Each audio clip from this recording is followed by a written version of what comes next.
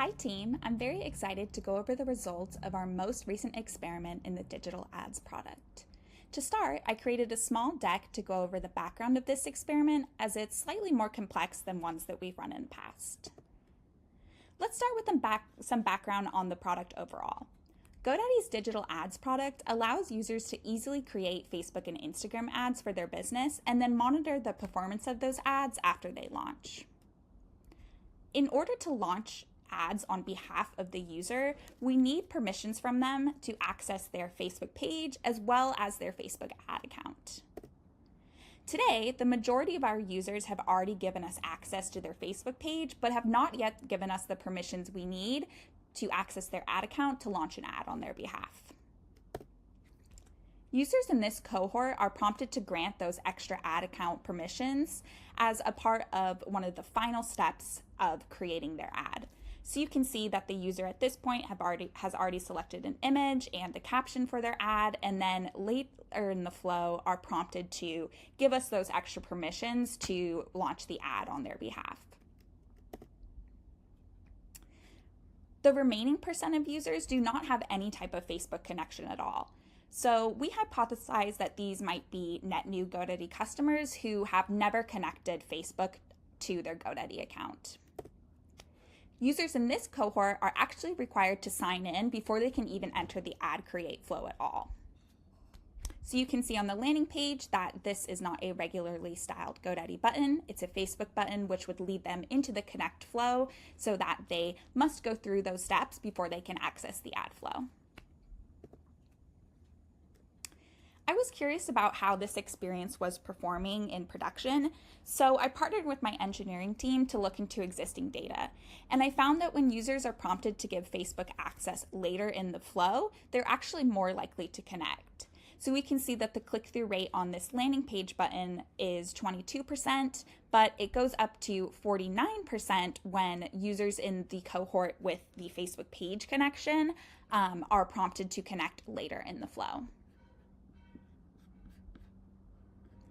Based on the key insight that users are more likely to connect to their Facebook later in the flow than at the beginning, I came up with the following hypothesis: that users would be more likely to connect to a platform after they've invested time and effort into creating their ad.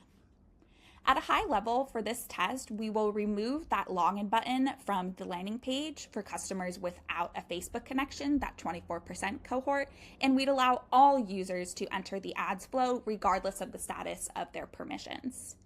We'd also relocate that prompt to connect to Facebook after the customer has invested time into their ad and selected a budget. So, taking a look again at the two cohorts, we have cohort 1, which is the majority of our users that have a Facebook page but no ad account perms. And for those users, they're allowed to enter the ad flow, and they'll go through the process of creating an ad, selecting a budget, and then are prompted to give those permissions. Users in cohort 2, which is the cohort we'll be experimenting on, are blocked from entering the ads flow entirely and must go through the process of giving us permissions before they can go through and start the ad create process. As I mentioned before, the click-through rate here is about 23%. But when we switched the format to allow all users to enter the flow, we found that that entry point went up by 28 points. The user then went through and created their ad as normal, and then were prompted to give permissions to both their Facebook page and ad account. And we found that this new treatment had an 80% conversion rate. So, in conclusion, the number of people who started an ad went up by 28%. And since removing that Facebook button that was blocking on the landing page, we saw an increase of 28% of users entering the ad flow. This had a downstream effect of increasing the number of ads launched by 5%. One of the key insights we noticed with this flow that the copy actually differed between the two cohorts, and we found that users in cohort 2 were actually more likely to connect their Facebook when the headline read as "We need access to run ads for you." Our hypothesis with this is that users were deterred by this launch your ad phrasing as it could set the expectation that their ad might launch immediately after they log into Facebook.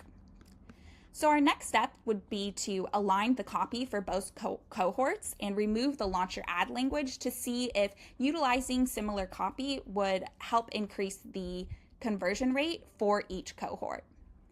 Thank you so much for listening, and I hope you enjoyed hearing about the results of this test.